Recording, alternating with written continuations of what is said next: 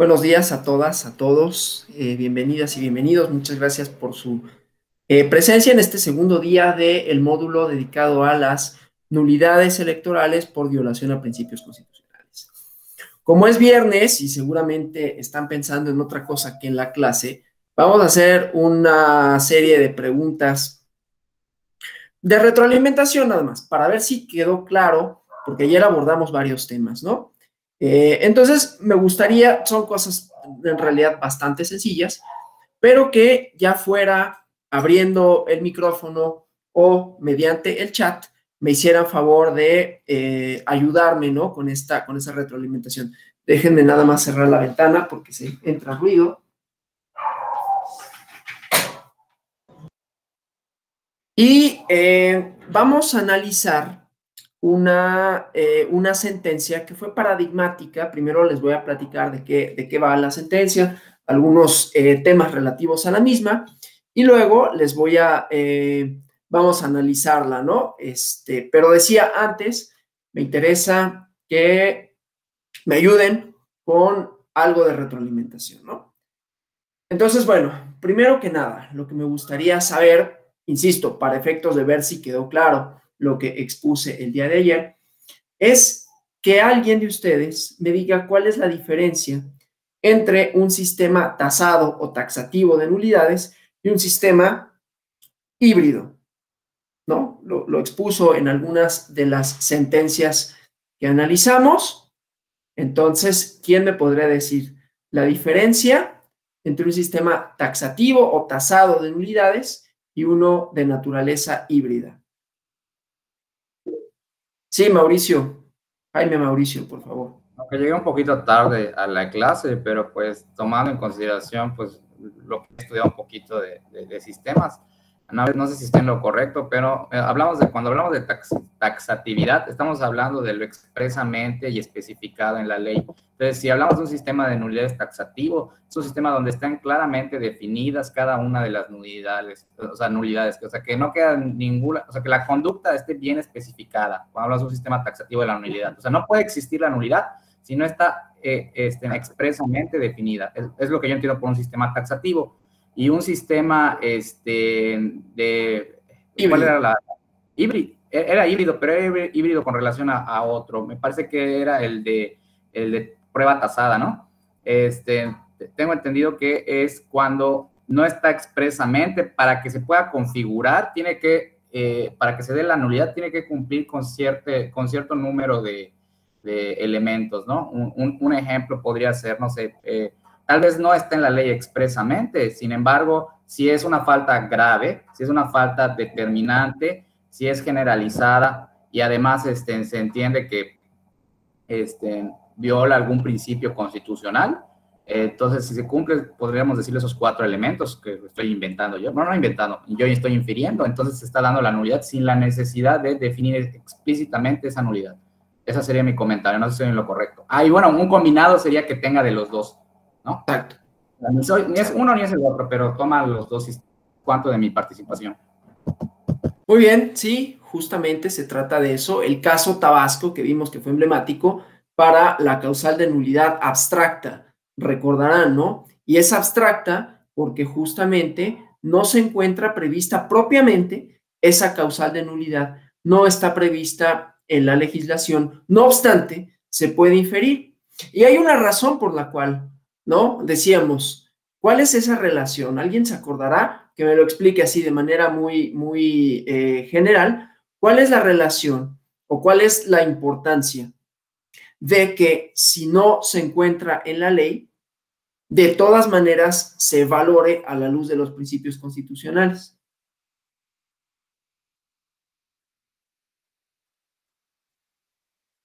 Yo designo a alguien si no levanta alguien la mano, no se preocupe.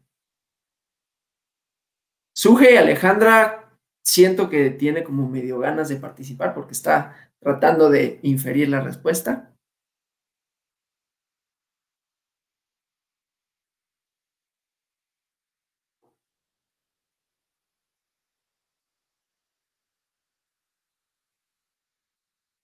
¿Verdad que sí? Está acomodando la cámara, pero supongo que es para poder contestar. Les repito la pregunta. Hay una por tutela constitucional. ¿Qué significa la tutela constitucional? ¿Y por qué es importante? Ajá, sí, está muy bien, está bien. No se preocupe, tengo una pequeña que está llorando al lado. No se preocupe. A ver, efectivamente, la tutela constitucional que implica que una norma secundaria, bueno, a ver, tenemos una cuestión de orden constitucional, ¿no? Una norma secundaria se supondría que tendría que darle materialidad a los principios constitucionales. Pero si ello no sucede, ¿no? Inclusive pusimos un ejemplo de un amparo de la Constitución del 17 y decíamos, bueno, ¿qué sucede si una ley secundaria no prevé la Constitución y entonces la o el juzgador se ve obligado únicamente a aplicar la ley? Entonces estaría dejando de lado la Constitución y por lo tanto parecería que una ley podría violar la Constitución, ¿no? Es decir, la insuficiencia, recordemos este concepto, ¿no? La insuficiencia legal, que no esté previsto, la insuficiencia legislativa, al no darle materialidad a un principio constitucional, redundaría en una violación constitucional. Y el juez, que además en el caso, la juez, en el caso del Tribunal Electoral del Poder Judicial de la Federación, es un tribunal constitucional desde 1996, de manera tal que por un lado puede inaplicar la ley, pero también puede suplir la labor del legislador o la legisladora cuando hay insuficiencia, ¿sí? Hay distintos ejemplos de esta insuficiencia, de manera tal, pues, que un acto o una ley, siendo violatorio de la Constitución, no puede tener efectos, porque si los tuviera, digamos, no puede tener efectos si no se desprende de una ley, porque la ley suprema es la Constitución, ¿sí? De manera tal que un acto o una ley, siendo violatorios constitucionales, pero que estos no puedan anularse por no tener un fundamento en la ley, lo van a encontrar en la Constitución. Digamos que básicamente eso es lo que importa de lo que vimos el día de ayer, ¿no? Primero, la importancia de la tutela de derechos sustantivos. Vimos una serie de ejemplos con relación a la elección del 91. Claro, otro tribunal, otro momento jurídico-político, ¿no? Con una integración distinto. Sí, claro, la tutela constitucional, el principio de administración de justicia, muchas gracias, siempre y cuando se acuda con la autoridad jurisdiccional. Pero decíamos, uno de los problemas, y esto es importante que lo refiera ahorita porque va a regresar en los casos que vamos a analizar a continuación, uno de los grandes problemas que nos enfrentamos o que nos vamos a enfrentar con los sistemas tasados y que sucedió en la elección de 91 y los recursos de inconformidad que se promovieron, era que los derechos subjetivos públicos que se hacían valer, al no estar contemplados como causal de nulidad, los agravios que se enderezaban para hacerlos valer resultaban inoperantes. ¿Qué es un agravio inoperante? Es aquel agravio, aquel argumento que no puede ser analizado en su planteamiento porque simple y sencillamente, por un lado, resulta ocioso porque no tiene ningún efecto práctico. Es decir, aun si se analizara, el sentido de la sentencia, el sentido de la resolución, no variaría, ¿sí? Porque en este caso había una concepción, no quiero decir ultrapositivista, ultralegalista de la ley, pero en términos taxativos, ¿no? Y así se establecieron una serie de criterios. Bueno, eso se transformó con la idea, con la sentencia que se pronunció para el caso de Tabasco, ¿no? Que lo que vimos ahí es que se hizo una tutela constitucional y se estableció que si bien era cierto, no sé si recuerdan la controversia, ¿no? Había una serie de violaciones, el tribunal local dijo, es que no hay un fundamento legal para anular la elección de gobernador, ¿sí? Y entonces la sala superior, cuando resuelve el recurso respectivo, dice, bueno, en el capítulo de nulidades se habla de la elección de gobernador y aunque no hay específicamente causales establecidas para anular esa elección, si se incumplen principios constitucionales, entonces debe de anularse. Y se le dio la denominación de abstracta justamente porque no se encuentra en la ley, pero que se puede inferir a partir de una serie de elementos, ¿sí? Después, ¿qué sucedió? Que en torno al conflicto de 2006, por ahí hubo quienes sugirieron, digamos, en la esfera pública, que se podía hacer valer la causal abstracta en nulidad. por violación a principios constitucionales. Probablemente, esto no lo digo, no tengo ni información, es una mera inferencia, probablemente la génesis de la reforma constitucional, la reforma 99 constitucional, se encuentre ahí, de decir, pues qué tal que nos anulan una presidencial, no por parte, o sea, el tribunal, qué tal que el tribunal nos anula una presidencial en algún momento, ¿no? Y entonces, en la legislatura, como ustedes saben, en 2007 cambió para mucho el modelo de comunicación política, es importante tenerlo en mente por el caso que vamos a analizar. Se transformó el modelo de comunicación política, ¿no?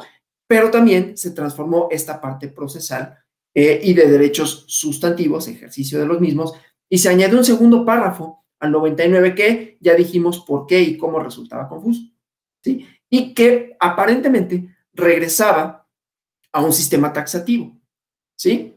Pero entonces es ahí donde viene la controversia sobre, bueno, entonces, ¿cuál es el papel del juzgador, la juzgadora constitucional, ¿no?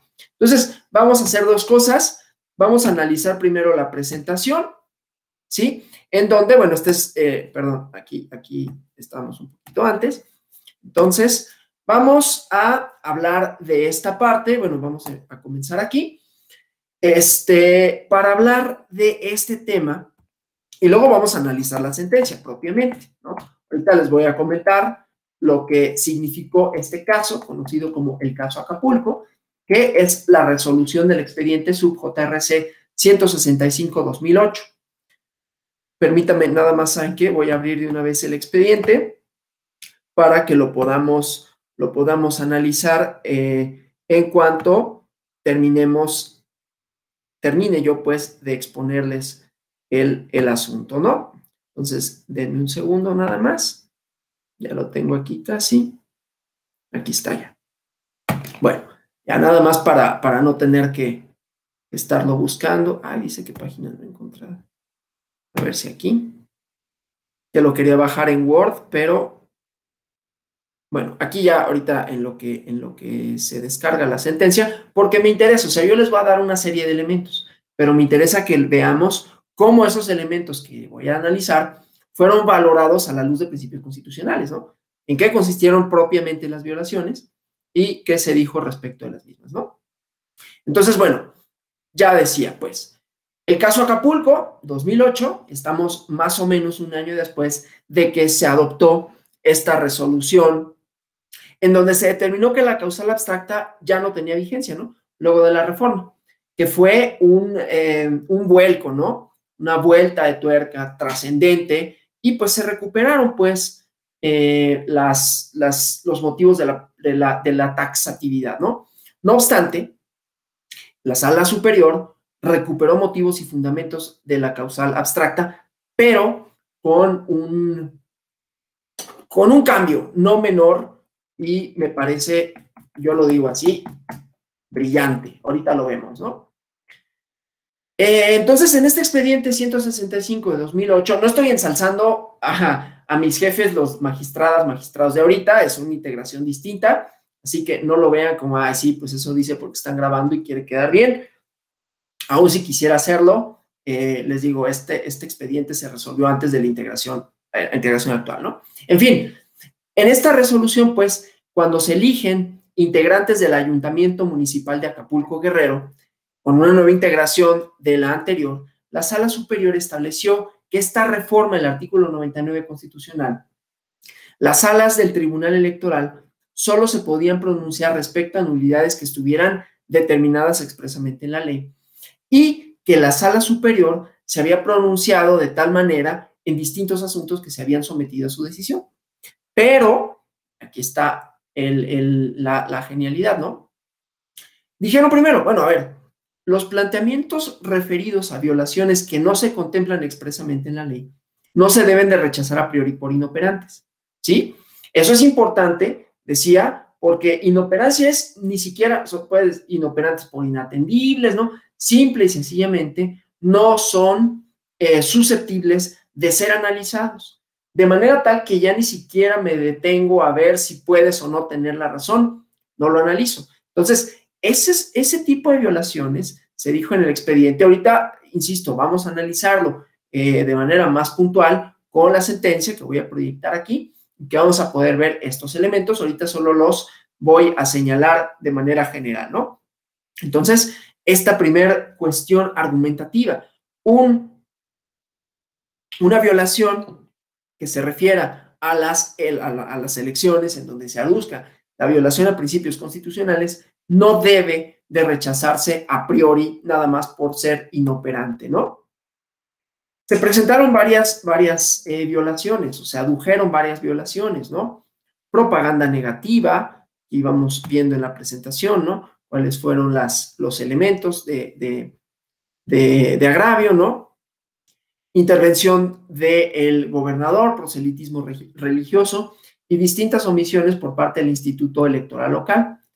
Cuando se estudiaron los agravios, se valoran las pruebas, concluyó la Sala Superior que estas irregularidades probadas, no tenían la entidad necesaria, no tenían la fuerza necesaria para motivar la declaración de invalidez de la elección, porque en su conjunto no generaron una afectación determinante. Conste, se analizaron los argumentos, se valoraron las pruebas y se concluyó que estas irregularidades no fueron probadas tal para que se hubiera la convicción de que había una afectación determinante. Más adelante vamos a ver el criterio de determinancia. Por lo tanto, se confirmó la declaración de validez de los comicios, pero en los considerandos se sentaron las bases para la declaración de invalidez por violación a principios constitucionales. Vamos a ir desglosando estas razones, ¿no? Y las vamos a ir, como tenemos aquí, desglosando, nuevamente lo digo, ¿no? Analizándolas a la luz de algunas matrices, ¿no? O sea, esta idea, primero que nada, de que la Sala Superior es un tribunal, o el Tribunal Electoral, es un tribunal constitucional, ¿no? Una interpretación que se hace en esta sentencia al reformado 99 constitucional. Y luego, lo que se dice con relación a el lugar que tienen las y los juzgadores. Y después, claro, las líneas de operación para el control de constitucionalidad de elecciones, que lo vamos a ver, ¿no? Bueno, entonces, vamos acá. Vamos a esa parte de la presentación. Entonces, para la Sala Superior, en el expediente, primero había que sostener algunas ideas con relación a la naturaleza de esto, ¿no? Decía, bueno, un tribunal constitucional tiene que analizar que si las elecciones como proceso resultan violatorias, o una elección en particular como proceso, ¿no? Compuesto de varias fases, es violatoria o no de la Constitución, ¿no? De manera tal que la propia Constitución le da la atribución, le da la facultad a la Sala Superior que los comicios no solo se ajusten a la legalidad, sino a la Constitución. Entonces, este artículo 99 constitucional, la reforma de 2007, no tendría que ser leída, o no podía ser leída, como una prohibición para analizar, cuando se lo plantearan así, si se cometieron o no violaciones constitucionales, ¿no? O sea, si se asume el rol de jurisdicción constitucional reafirmado y descrito, ¿no?, por la propia sentencia, sería incongruente que el Tribunal Electoral del Poder Judicial de la Federación no pudiera realizar un control no solo de legalidad, sino constitucional. De tal forma, pues, que se descartó una interpretación literal del artículo 99 reformado, porque decían, es que tal cuestión llevaría a asumir que la falta de regulación expresa de una causal de nulidad en una ley secundaria podría tener como ¿cómo se dice cuando es como resultado, ¿no?, la eficacia de una elección, aun si esta fue violatoria de la Constitución. De tal forma, pues, que este artículo se tiene que leer conjuntamente. Recuerda que ayer hablamos de la interpretación sistemática, ¿no? Conjuntamente con las normas constitucionales que establecen los principios a los que se deben sujetar los procesos electorales. De tal manera, pues, que el artículo 99, dado que dice que el tribunal se debe sujetar a la ley para decretar los casos ordinarios de nulidad, ello no implica la posibilidad de que se conforme una causal de validez cuando se acredite que fueron violados distintas normas constitucionales, ¿no? Entonces, en este caso, de acuerdo con la sentencia, no sería necesaria que se reiteraran esas causales en una ley secundaria, ni siquiera que se determinara expresamente esa causal de nulidad como sanción, ¿no? Y entonces, volvemos a la idea, pues, de lo que la Constitución tiene que significar para las y los juzgadores, ¿no? En esta resolución hay una serie de consideraciones que, vuelvo a repetir, vamos a analizar sobre la Constitución, que es algunas de sus características esenciales que se deben asumir por parte de las y los juzgadores cuando actúan como jueces constitucionales, ¿no? Entonces, primero, dice, la Constitución tiene mandamientos a los cuales se debe de ceñir el Estado en la función electoral, que después denomina precondiciones, ¿no? Que además, según la sentencia, son inmutables, ¿sí? Entonces, bueno, es desde luego complejo asumirlo de una manera, pero finalmente esa parte, ¿no? Una parte como una de especie dogmática. Luego hay otro tipo de notas, ¿no? Una serie de precisiones con relación a la norma constitucional como rectora o las normas constitucionales como eje de los procesos electorales con fuerza vinculante y vigencia, ¿no? Y que no son nada más directrices, ¿no? Son mandamientos que regulan la realización de comicios, precisan las conductas prohibidas y permitidas para todos aquellos que tienen parte en los procesos electorales. Entonces, la sala introdujo un cambio de denominación,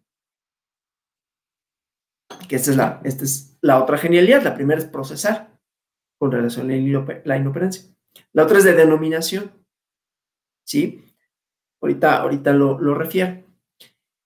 Si se asume, pues, que el Tribunal Electoral del Poder Judicial de la Federación se encarga del control de legalidad y constitucional electoral, entonces, cuando se prevea una causal de nulidad de manera expresa en la ley secundaria, se tiene el principio de control de legalidad y es el fundamento para declarar la nulidad de los comicios.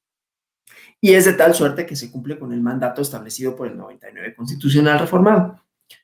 No obstante, como también es encargado el tribunal como órgano constitucional de control constitucional, valga la redundancia, cuando se estudie un proceso electoral, se estudie en términos litigiosos y se compruebe que hay cumplimiento o incumplimiento de los principios constitucionales que regulan las elecciones, se puede establecer la validez o invalidez de los principios, de la elección en su conjunto, de tal forma que si uno de estos se violenta, la elección puede ser declarada inválida, que no nula, ¿sí? Es decir, tiene, por un lado, la facultad de declarar la nulidad, pero cuando hace control constitucional, se declara la validez o invalidez de las elecciones, ¿sí? De manera tal que, si bien es cierto que la nulidad como acto tiene su fundamento en la ley, la validez es una facultad de control constitucional, ¿sí?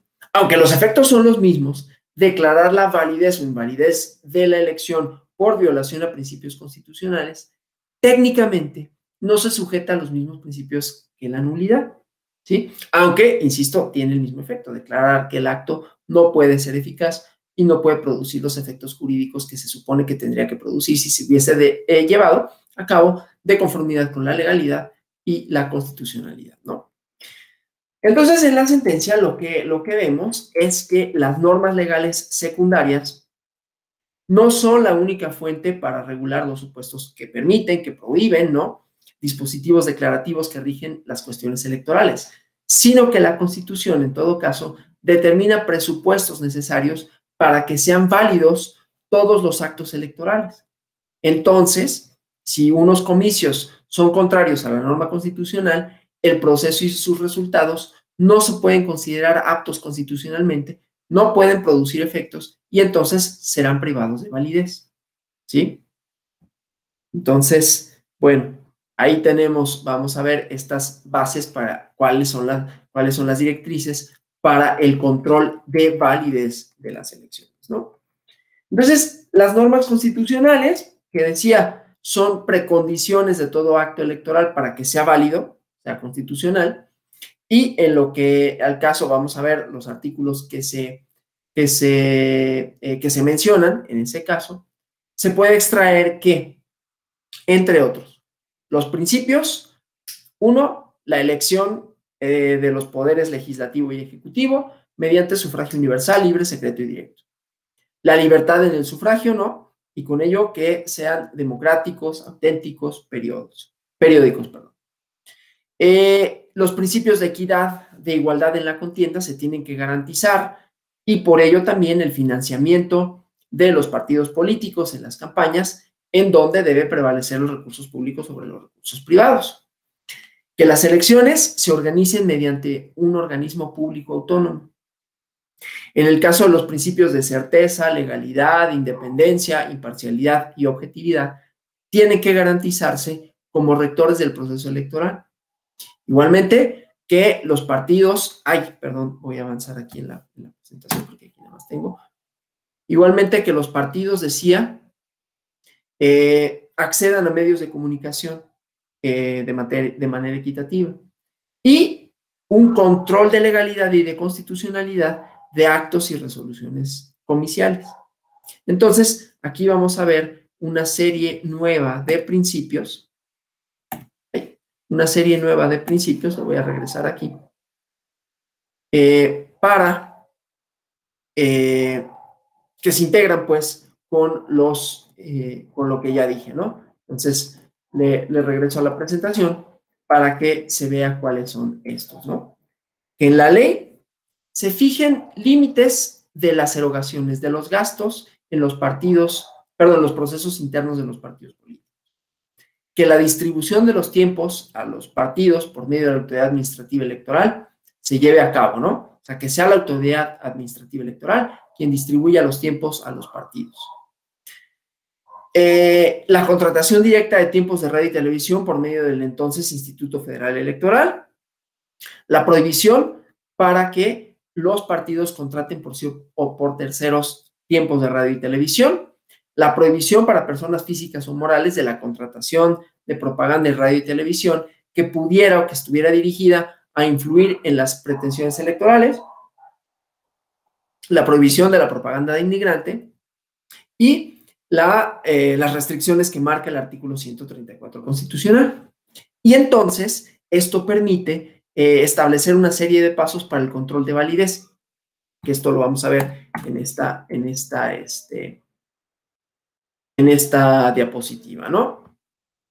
¿Cuáles son estos? Bueno, que un hecho estimado como violatorio de la Constitución, que el punto de partida sea exponer un hecho que se estime violatorio de la Constitución, que este hecho obviamente se compruebe de manera plena, que sea grave, que el grado de afectación del hecho respecto a la elección esté establecido y que la violación sea determinante cualitativa o cuantitativamente. Ahorita vemos ese criterio que le llaman de determinancia. Entonces, permítanme, nada más, tengo aquí mensajes de... Perdón. Entonces decía que a partir de esta resolución se incorporó al sistema mexicano, al sistema jurídico electoral mexicano, la posibilidad de que se declarara la validez, que se declare la invalidez, perdón, de las elecciones por esta violación a principios constitucionales. O sea, es una especie de mutación a la causal abstracta, ¿no? Regresa de alguna manera reconvertida con un anclaje interpretativo más robusto, ¿no? Y bueno, entonces déjenme proyectarles la sentencia para que vayamos analizando estos puntos. Ya les di como las directrices, ¿no? Entonces déjenme acompañar aquí.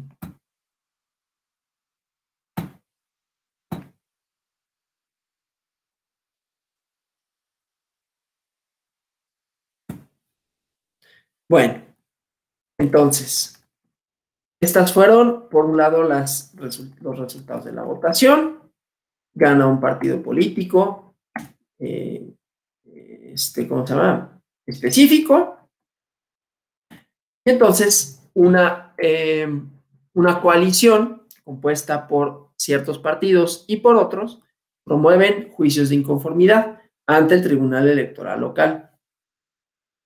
Entonces, bueno, la sala del Tribunal Electoral local declara infundados, parcialmente fundados, pero confirma la validez de la elección del Ayuntamiento de Acapulco, ¿no?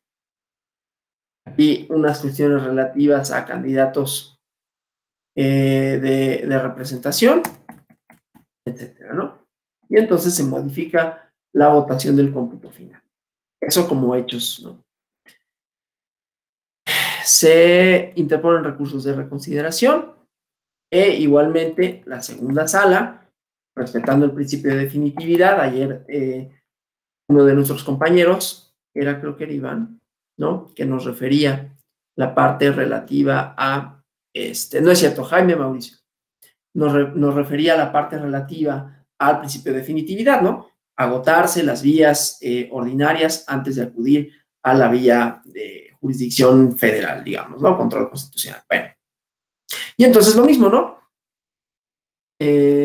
Modificaron, decretaron nulidad de algunas casillas, se modificó el cómputo de la elección, pero con relación a la elección del Ayuntamiento de Acapulco se confirma su validez y se confirma, se ratifica, ¿no? Etcétera. Algunos de los efectos de la sentencia, ¿no? Y entonces, bueno, después de la anulación de la votación emitida en algunas casillas, esos son los resultados definitivos, ¿no? Y entonces, primero se interpone juicios de revisión constitucional electoral, ¿no? Ante la sala regional del Distrito Federal. Aquí está. Pero aquí lo que pasó es que, si bien es cierto que la competencia originaria era de la sala regional, se ejerció por parte de la sala superior la facultad de atracción, sobre todo porque se trataba de un asunto cuyo criterio era importante, ¿no? Iba a fijar un nuevo criterio de interpretación. Entonces, bueno, aquí efectos procesales del JRC, que no vienen al caso, ¿no? Y bueno, entonces aquí se establece la competencia, ¿no? Se dice por qué es competencia la sala superior, ¿sí? Y dice, por su importancia y por su trascendencia, la petición expresa de la parte actora es que, dice, hay una petición expresa de la parte actora para traer el asunto, ¿no? Entonces, bueno, aquí se ven los requisitos formales para la procedencia del juicio, la legitimación, personería, oportunidad y características, ¿no? Primero se hace valer una causa de procedencia, eso no nos importa. Se determina la litis, ¿no? Y se dice todo esto, ¿no? ¿Cuáles fueron las irregularidades? Guerra sucia, falta de valoración de pruebas, propaganda negativa en Internet, intervención, dice, de todo el municipio durante la jornada electoral, actos anticipados de campaña, una campaña paralela, intervención de gobernadores, omisiones, etcétera, ¿sí? Entonces, bueno, primero que nada, eso es lo que nos interesa, porque se hace, como les comenté, la nueva consideración relativa a la reforma del artículo 99, cuarto párrafo, fracción segunda. Y dice, bueno, primero que nada, se entiende que cuando la sala superior resuelva medios de impugnación de su competencia, solo se puede ocupar, ya vimos, ¿no? Conceptos de agravio que estén en la demanda, dirigidos a reclamar la nulidad de una elección, siempre y cuando se ciñan a los supuestos de validez que estén en la ley aplicable. Entonces dice, bueno, de tal manera que esta pretensión de nulidad es distinta a la ley, ¿no? Dice, como la que se había dado a llamar causal abstracta, deben desestimarse por inoperantes. Dice, bueno, en este asunto se hicieron valer cuestiones de legalidad y constitucionalidad, los tribunales locales desestimaron la causal abstracta y esta sala, dice, esta sala superior omitió pronunciarse en el fondo de los agravios que se expresaron dada su inoperancia, ¿no? Entonces aquí están los criterios, ¿no? relativos a la causal abstracta. Dice, no obstante, estos planteamientos no tendrían que haber sido rechazados a priori, solo por pensar que había circunstancias, irregularidades que no estaban previstas en normas secundarias como causal de invalidez. Dice, primero que nada, porque la disposición constitucional obliga a los tribunales a que la nulidad de una elección no sea declarada, sino por causas expresamente establecidas en la ley. Entonces, si un hecho no se puede concebir normativamente como causa de nulidad, no puede ser privado de efectos. Lo que habíamos dicho con relación a el símil que se hace con el derecho penal de no hay pena sin ley. Finalmente, es una consecuencia, la nulidad de un acto que no puede tener efectos. Pero es una pena, digamos, en algún sentido, es un castigo, es una consecuencia. Dice, pero esto no quiere decir que esta exigencia constitucional le prohíba a la sala, como tribunal constitucional, que se analice cuando se plantea si una elección, y esto, ¿no? Se valora como proceso en conjunto la elección, ese primer elemento. Dice, porque tenemos atribuciones de garantizar que los comicios no solo se ajusten a la legalidad, sino a la Constitución, ¿sí? Entonces, si se prevé expresamente la causal de nulidad, entonces se puede decretar la nulidad. Pero, esto ya lo habíamos visto, ¿no? También hay que constatar los principios constitucionales, si se cumplen o no, y entonces determinar la validez o reconocer la invalidez de la elección, ¿sí? Para que subsista o no. Entonces, otra vez, si las violaciones, las irregularidades que se alegan no se encuentran en una ley electoral secundaria, esto no quiere decir que no haya o que no pueda haber violaciones a la Constitución, ¿sí? En donde se determine esto, cómo deben ser las elecciones para calificarlas como democráticas, el ejercicio eficaz del poder soberano, etcétera, ¿no? Entonces, casos en donde estas irregularidades en un proceso electoral sean contrarios a disposiciones constitucionales, estos actos afectan, vician gravemente y determinante al proceso comicial y entonces conducen a la invalidez, ¿no? Entonces, ¿por qué? Y esto que decíamos, ahorita vamos a ver la interpretación constitucional, ¿sí? Pero, bueno, son mandamientos, la Constitución, a los cuales tiene que ajustarse el Estado en la función electoral, ¿no? Esto que les decía, son inmutables, garantizan la existencia misma del régimen político, la subsistencia de la organización social, aún, ¿sí? Aún dice, sí hay disposiciones específicas que dicen cómo se deben de realizar estos actos durante los procesos comiciales, prohíben conductas bien determinadas que vinculan a las autoridades, ¿no? Entonces, son normas de derecho vigente que tienen fuerza vinculante de orden superior porque contienen derechos y obligaciones que deben ser respetados por las autoridades que tienen como obligación garantizar su cumplimiento. ¿Cuáles son? Estos artículos, ¿no? 39, 40, 41, 116 y 133 constitucional. La diapositiva es 134, perdón, 133. Entonces, esto de la relativa a la soberanía nacional, cómo se constituye la República Mexicana, ¿sí? Cómo se ejerce la soberanía por medio de los poderes de la Unión, cómo se realiza la renovación de los poderes legislativo y ejecutivo, la participación del pueblo mediante esto, ¿no? Sufragio universal, libre, secreto, y cómo se garantiza que estos partidos, ¿no? Que estos procesos sean equitativos, ¿no? Que los partidos tengan una distribución igual, equitativa, más que igual, equitativa, para sus actividades, ¿no? Igualmente, los medios de comunicación social, esto ya lo dijimos, ¿no? En la diapositiva, la prohibición de contratar por parte de partidos o personas físicas o morales, ¿sí? Que la propaganda no tendría o no deberá de contener expresiones denigrantes a instituciones, a partidos, ¿sí? La posibilidad de suspender estos medios de comunicación social y otras sanciones, ¿no? Entonces, bueno, para garantizar los principios de constitucionalidad y legalidad es que existe el sistema de medios de impugnación, ¿sí? Esa es la finalidad. Como vemos, es una interpretación sistemática, integral, ¿no? Distintos artículos que dan facultades, que confieren derechos, que organizan el poder público y que establecen facultades para el tribunal y que además sirven de columna vertebral para los procesos electorales, como procesos, ¿sí? Por otro lado, está esta reforma, esta parte que además ayer decíamos si se refería o no solamente al presidente de la República, la posibilidad de anular solo al presidente de la República, pero que no quedaba claro porque se decía de salas superiores regionales, ¿no? Esta parte, todo el andamiaje legal, ¿sí?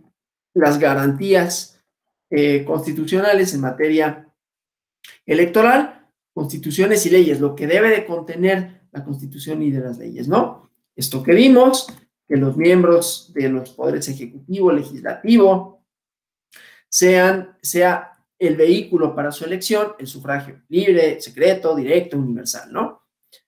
Que la función de las autoridades electorales tengan como principio la certeza, la imparcialidad, la independencia, ¿no? Y todo esto que vemos aquí, ¿no? Para no ir uno por uno, ¿sí? Entonces, bueno, toda esta parte legal, ¿sí? Todo lo que dispone el 116. Luego, la importancia de la separación iglesia-estado, ¿sí? Bueno, de las iglesias y del Estado. Igualmente, una serie de prohibiciones para los ministros de culto, para que que restringen su libertad de asociación, llevar a cabo proselitismo. Y luego esta idea del artículo 133 de cuál es la ley suprema de la República, ¿no? Sobre estas directrices que ya vimos, esto también, en general ya lo establecimos. Entonces dice justamente, ¿no? Las disposiciones constitucionales hablan de una función estatal, son las elecciones, no son directrices, son mandamientos. Esto también ya lo habíamos visto, ¿no? Entonces, dice, las disposiciones legales de orden secundario, de nivel jerárquico inferior, no son la única fuente. Este es importante, ¿no? No son la única fuente para regular los supuestos que permiten, prohíben, disponen las cuestiones electivas, ¿no? Sino que están regulados primeramente por la norma superior, por la Constitución, ¿sí? Que por la fuente de la cual dimanan. Son presupuestos, son condiciones imprescindibles, esto, ¿no? Para la validez de los actos, resoluciones o procesos electorales. De tal forma que la ley secundaria se tiene que ajustar a la norma principal. Entonces, cuando una elección sea contraria a normas supremas, porque no se observan mandamientos, porque se conculcan los mandatos, se contravienen prohibiciones, no se puede considerar como que estos procesos sean válidos, sean aptos para la renovación de cargos, ¿no? Seguimos aquí una idea de la supremacía constitucional y se llega a esa conclusión, ¿no? Entonces, eso. Obviamente, la obligación de las autoridades competentes para aplicar la Constitución y la ley, ¿sí? Seguimos aquí como un tratado normativo, ¿sí? Entonces, bueno, aquí tenemos esa parte, ¿no? Ahora, dice, no obstante el principio de definitividad, ¿no? Toda esta parte de, bueno, aquí lo leemos, ¿sí? Las distintas etapas de los procesos electorales que no se pueden reponer. Esto, obviamente, si pone violación a los actores en los procesos electorales, los partidos políticos, ¿no? Cuando no están debidamente materializadas estas etapas, ¿no? Entonces, cuando esto sucede, hay que restaurar los actos del proceso electoral. Por un lado, promover los medios de impugnación y, en caso de que sea necesario, enmendar las irregularidades, ¿no? Entonces, bueno, este sentido vamos a dejarlo acá. Entonces, bueno, estas irregularidades como causales de invalidez no pueden ser una calificación a priori como inoperantes, ¿no? Porque están, no solo por, bueno, no pueden ser los a priori declarados inoperantes solamente por el hecho de no estar literalmente establecidas en la norma secundaria, porque se pueden estudiar ya que hay causales de invalidez relativos a las normas electorales, a las normas constitucionales, perdón, ¿no? Y aquí, esta idea de los supuestos para tal cosa que también ya vimos, ¿no? Criterio de determinancia.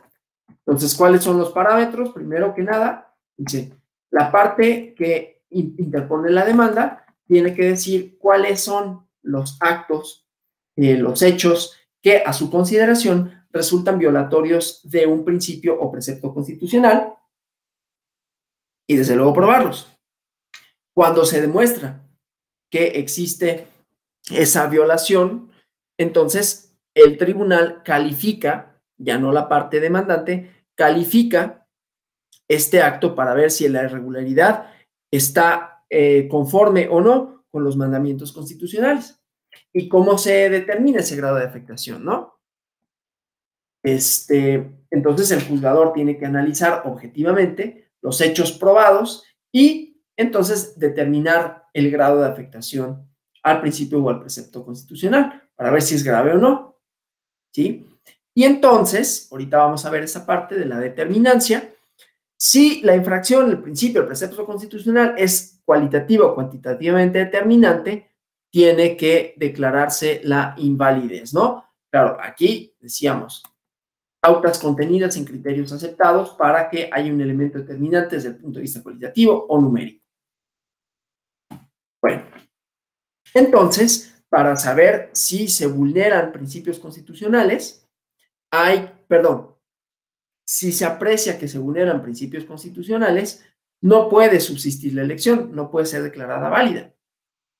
Claro, esto siempre y cuando el hecho denunciado o probado sea grave y determinante para producir alcances, para producir efectos, ¿no? Es así que se detienen a los agravios, ¿no? Entonces, bueno, hay una serie de reclamaciones en cuanto a actos anticipados de campaña. No nos vamos a detener en los agravios, ¿no? Ni la transcripción de los mismos, sino cómo se valoran ciertas cuestiones, ¿no? Entonces, bueno, aquí lo mismo, ¿qué es lo que aducen? ¿Sí? Para declarar la invalidez, para declarar la validez de la elección. Seguimos aquí con esto. Aquí hay una serie de pruebas, de elementos, pues, probatorios. ¿Sí? Estos razonamientos sirven para revocar, bueno, aquí, ¿no? Va haciendo el análisis de la resolución. Dice, pero es inoperante porque son asuntos que describen su escrito de demanda, ya fueron analizados, y aquí vemos, ¿no? En la operancia del criterio. No importa mucho en los motivos, ¿no? Lo podemos analizar nada más para que quede redondeado cuál es el criterio de la inoperancia de un agravio, de un argumento, ¿no? Pero habla de la definitividad, ¿no? No se puede analizar, por lo tanto, por segunda ocasión, violaciones que se plantearon en estos agravios, porque ya se pronunciaron sobre esas violaciones, ¿no? Entonces, bueno, y se confirmó la legalidad. Entonces, y se establece esa parte. Propaganda negativa, ¿sí? Y se establece una conducta bastante grave, ¿no? Entonces, bueno, aquí se dice cuáles son los elementos, ¿sí? Dice, la naturaleza de la propaganda negativa pretendía denigrar a un candidato y de manera paralela beneficiar a otro, ¿no? Entonces, bueno, esto nada más así, lo vamos a dejar. Aquí hacen el análisis del contenido, ¿sí? de la campaña. Aquí igualmente las pruebas que se publicaron, ¿no? Bueno, las pruebas en las que se basa esto. Entonces, una denuncia de guerra sucia, etcétera, ¿no? Insisto, esto importa, son los agravios generales. Hay una serie de valoración en cuanto a ellos. Aquí está todo lo que se adujo al respecto. En la propia resolución impugnada, que se determinó a final de cuentas, ¿no? Y luego la determinación propia, ¿no? Entonces dice, bueno, son inoperantes igualmente, los agravios en los que invoca por tratarse argumentos que no se hicieron valer en el recurso de inconformidad. Como saben, ¿no? Este principio de litis cerrada, ¿no? No puedes hacer valer argumentos novedosos. Entonces, vamos a dejarlo ahí. Ya vimos cuáles eran los elementos centrales de la determinancia, cuáles son los criterios, las directrices básicas para analizar ahora la validez de la elección, ¿sí? Y cuál fue la base constitucional que analizaron. Entonces, bueno, aquí sigue haciendo una valoración probatoria, igualmente con relación a la violación que se aduce, ¿no? Aquí las características, las documentales, etcétera, ¿no? Entonces, bueno, notas periodísticas, la intervención de gobernadores, que también se queja de esta, ¿no? Entonces, bueno, no se valoran una serie de pruebas. Insisto, esto importa un poco menos porque los argumentos ya los establecimos, ¿no? Entonces, bueno, aquí una serie de cuestiones que decían la presencia del presidente entonces de la República, el secretario de Gobernación, si bien tienen como objetivo apoyar la candidatura de esta persona, no se trata de una violación del 134, porque estos hechos no son actos de propaganda oficial. Seguimos acá. Aquí las obligaciones que establece el artículo 134. Y aquí sí se establece cuál es la intención de la o el legislador, ¿no? Entonces, bueno. Análisis. Luego se analiza el proselitismo religioso, ¿sí? Todas estas violaciones. Lo importante, obviamente, ya vimos que no se declararon procedentes los argumentos. No obstante, significó el punto de partida para una nueva interpretación respecto de aquellos principios constitucionales. Por un lado, ¿no? Una nueva interpretación del 29 constitucional, una nueva interpretación respecto a la labor del juez constitucional, que esa ya la habíamos visto ayer, ¿no? Ya había sido analizada, y posteriormente, decía, por un lado, la propia idea procesal de no desecharse o no dejarse de estudiar por inoperantes los agravios cuando se hicieran valer violaciones constitucionales, porque hay una obligación de salvaguarda constitucional por parte del tribunal y hay una base constitucional para que así sea, ¿no? Inclusive para que analice la constitucionalidad o no de los actos, y que entonces una facultad derivada del tribunal como órgano constitucional de la declaratoria de validez o invalidez, y con ello si el acto en cuestión puede o no surtir efectos, ¿sí? Entonces aquí todas las pruebas que se aportaron, ¿sí? Desglosadas en los argumentos distintos, ¿no? Entonces, bueno, toda esta cuestión aquí la vemos. Lo que dijo la sala, primigenia, en donde se impugnó primero y en segunda instancia, y aquí las razones, ¿no? Insisto, las razones, aunque son interesantes, importan menos, ¿sí? Porque lo que nos interesa sobre todo no es tanto si tuvo la razón o no, ya sabemos que no la tuvo, no es tanto la razón probatoria o no, sino estos otros elementos tanto de índole procesal como de ejercicio de derechos subjetivos, ¿sí? Entonces, bueno, aquí una serie de directrices en cuanto a la propaganda negativa, qué significa, cuáles son sus alcances, por qué en el caso no se trató de propaganda negativa, y van haciendo el análisis propiamente de los argumentos, ¿no? Entonces, aquí está una falsificación de un periódico, panfletos anónimos, ¿no? Pues una serie de violaciones, pero que son infundadas para efectos de la sentencia, ¿sí? Analicen. Y la parte interesante es esa, ¿no? Entonces, bueno, ¿quiénes fueron los autores de la propaganda? Seguimos aquí con esa parte, ¿sí? Entonces, bueno, aquí hay un análisis probatorio, ¿sí? De distintas pruebas, valga la redundancia, en este caso son testimoniales. Lo mismo, lo infundado de los agravios, ¿sí? Entonces, bueno, esa parte, como digo, quedó ya estudiada, ¿no? Pero dio la pauta para un análisis nuevo de constitucionalidad por validez, ¿no? Que eso es lo que nos interesa para todo esto, cómo lo desglosan, independientemente de las violaciones, cómo fueron valoradas. Pero además, eso fue un parteaguas, déjenme dejar de compartir la sentencia, eso fue un parteaguas para la definición de nuevos criterios de la sala electoral. O sea, la sentencia de este caso Acapulco fue la primera en donde se estableció de manera más o menos organizada, estructurada, esta doctrina de la validez o la invalidez más bien de los comicios por violación de normas constitucionales. Los principios esenciales ya estaban anunciados, ya estaban enunciados, ¿no? Ya habían sido motivo de otras elecciones.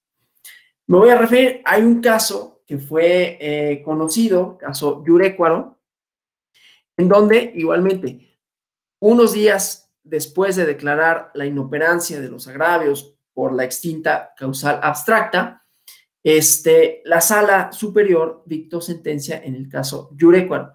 También aquí lo que vamos a ver es que se confirmó la anulación de una elección de ayuntamiento para Michoacán, ¿no?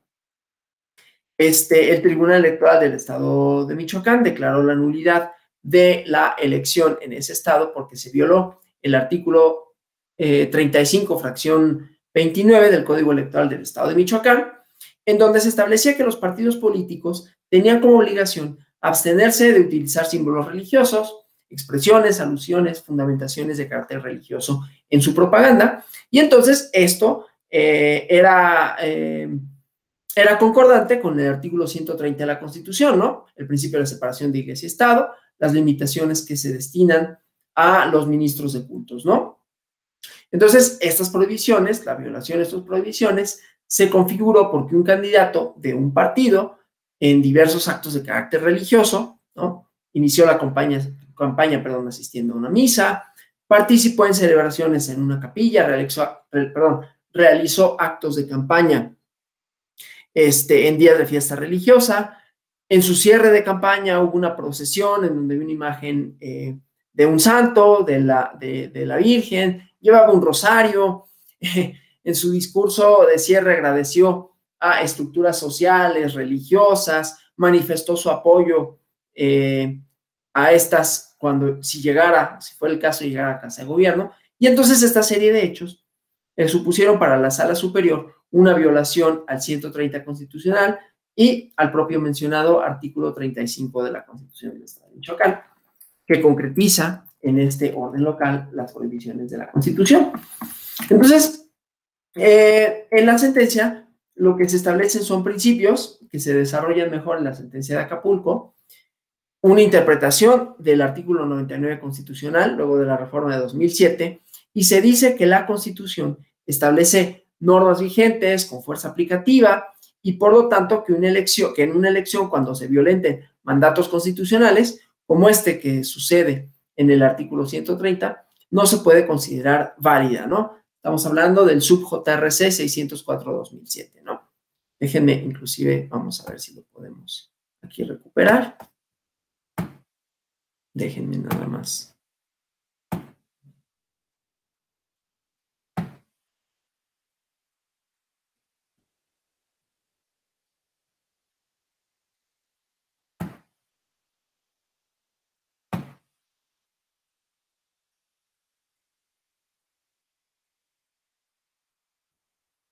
Para ver esa parte, ¿no? Que decía, la interpretación del 99 es un poco más pormenorizada en la sentencia que vimos del caso Acapulco, pero aquí vamos a encontrar algo que también da como ciertos lineamientos, ¿no? Ciertas directrices. Sobre todo porque esta sucede antes, ¿no? Y aquí se declara la nulidad por violación a principios religiosos. Entonces, déjenme. Técnicamente evita copiar y pegar agravios en la siguiente instancia, sí.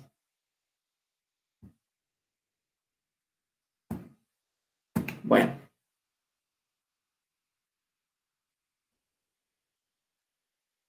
Entonces aquí vemos, ¿no?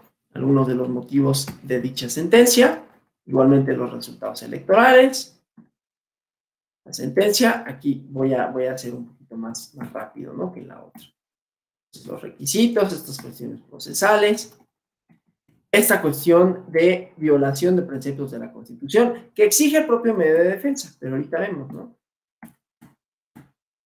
Una serie de causales de improcedencia, estos dos agravios, ¿no? Que se expresan.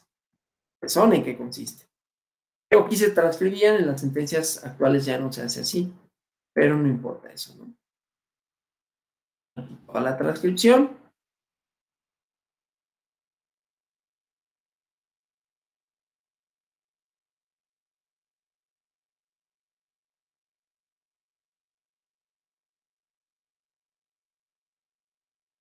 Como ven, bastante transcripción. Okay. Entonces, primero, ¿no? Aquí la litis, un candidato que ganó, se declara la validez, la impugnación en juicios de inconformidad y lo que decíamos que resolvió la sala, perdón, el tribunal local, ¿no? Obviamente, quien impugna es el partido que se vio perjudicado por la resolución, ¿sí? Entonces, otra vez, esta idea de la reforma al 99 constitucional, ¿sí? Se prevé, dice esto, ¿no? El imperativo constitucional, que lo que ya vimos, ¿no? El análisis, la resolución de medios de impugnación, ¿sí? Organizar, calificar los covicios y que solo se puede considerar los conceptos de agravio siempre y cuando estén fundados en una causal de nulidad, ¿sí? Entonces, respecto de esto, dice, en la especie no se está ante el supuesto anterior porque el juicio de revisión, dice, no plantea como pretensión que la sala declare la nulidad por una causa de invalidez no prevista. Lo que se hace valer es que esta ilegalidad de la sentencia definitiva en la cual se declaró la nulidad de la elección municipal. O sea, no se formula la pretensión de nulidad por un motivo no previsto, sino que se verifique si esta sentencia cumple con los principios de legalidad y constitucionalidad. O sea, como vemos, este es el antecedente, pues, del caso Acapulco. Y entonces se hace el análisis de lo que hizo el juzgador en la primera instancia, ¿no? Se determina la invalidez por y aquí tenemos ya la palabra, ¿no?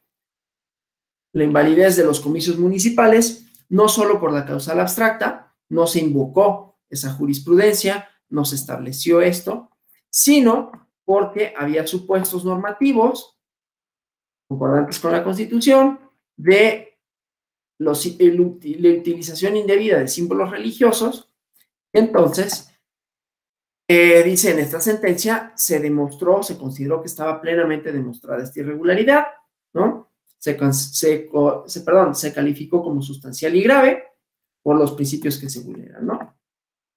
Esa es la determinación que se considera ilegal y entonces los agravios, ¿no? Entonces, es infundado esta parte. Es infundado, dicen en esta resolución, que se violente el artículo 99, párrafo cuarto, fracción segunda, la reforma, ¿no? Con la idea de que se anuló la elección con base en la causal abstracta, ¿no? Dice, se sustentó en hechos de causalidad abstracta, que en el fallo se invocó esta jurisprudencia de la nulidad y esto no es factible, ¿no? Dice, no obstante, en el fallo no se decretó esa nulidad y entonces van a hacer el análisis y esto es importante porque aquí vamos a ver un principio específico, cómo se analiza a la luz de la Constitución, ¿no? Y los efectos que tiene. Entonces, bueno, los planteamientos son estos, ¿no? El artículo 35, fracción novena, y luego su relación con la Constitución. Entonces, en esta sentencia, dice, el tribunal se extralimitó, porque la nulidad tiene que estar prevista en la ley. Lo vamos viendo así de manera muy rápida, ¿no? Es infundado porque sí existen mandamientos, ¿no? Ya lo habíamos visto, que dirigen la actividad del Estado, los valores inmutables, lo que ya habíamos dicho. Entonces, bueno, las normas constitucionales vinculan a los sujetos y tienen que ser continentes de derechos y obligaciones. En el artículo 41 y lo mismo, ¿no? Algunas, como ven, este antecedente pues está mejor desarrollado, si acaso en el caso Acapulco, pero aquí también ya se estaba analizando justamente, ¿no? La idea de que rige a todo proceso electoral, ¿sí? Cuando se trata de las elecciones, ¿no? Que se consideren que son producto del ejercicio popular de la soberanía, entonces hay que garantizar la libertad, autenticidad, periodicidad, sufragio universal, financiamiento, reglas relativas a las campañas, a recursos, que las campañas sean organizadas por un organismo, perdón, que las elecciones sean organizadas por un organismo público autónomo, certeza, independencia, imparcialidad, objetividad, ¿no? Y entonces estas normas son presupuestos de validez, ¿sí? Y entonces, aquí, a ver, es importante verlo que esto viene de una resolución de un tribunal local, porque de pronto pareciera que somos como nos fijamos poco, en general, en lo que hacen los tribunales locales. No obstante, ahí también se generan argumentos, cuestiones interesantes que después ya sea que se retoman, se refuerzan, se reinterpretan en las instancias superiores, ¿no? Bueno, entonces, esta propuesta, ¿no? De someter a las elecciones lo que ya habíamos visto, ¿no? De requisitos de elección, competencia entre candidatos, igualdad de oportunidades, autenticidad de la elección. Y aquí vemos cómo se van vinculando a algunos de los principios, ¿no? A los que ya habíamos visto. Entonces, bueno, luego el artículo 130 constitucional relativo a la separación iglesia-estado, ¿no? Entonces, todas estas, todos estos señalamientos, ¿sí? La prohibición de formar agrupaciones religiosas, etcétera, ¿no? Por parte de los ministros de culto, perdón, agrupaciones políticas por parte de los ministros de culto. Y aquí las directrices de ese artículo, otra vez, valorando un principio que debe de regir las elecciones, ¿no? Principio histórico de separación entre iglesias y Estado, y entonces una obligación para las iglesias de sujetarse, a la ley civil, ¿no? Entonces, esa parte, los mandamientos sobre la personalidad jurídica de las iglesias, la separación, que significa que las autoridades civiles no pueden intervenir en la vida interna de las religiones, que mexicanas, extranjeros pueden ser ministros de culto, etcétera, ¿no? Los ministros de culto como ministras, iba a decir, pero eso no. No pueden desempeñar cargos públicos, bueno, todo esto, ¿no? Ilegitimidad testamentaria, la cuestión relativa a agrupaciones políticas, a los recintos, ¿no? Bueno, todo esto, ¿no? Entonces, dice, el legislador, aquí sí, la legisladora, ha desarrollado este principio de separación de iglesia y el Estado, tiene plena vigencia, y entonces se tiene que sopesar estas reformas a esta legislación federal, ¿no? Se va diciendo cuáles son las características de la prohibición. Y luego, pues el propio Código Electoral del Estado de Michoacán, ¿sí?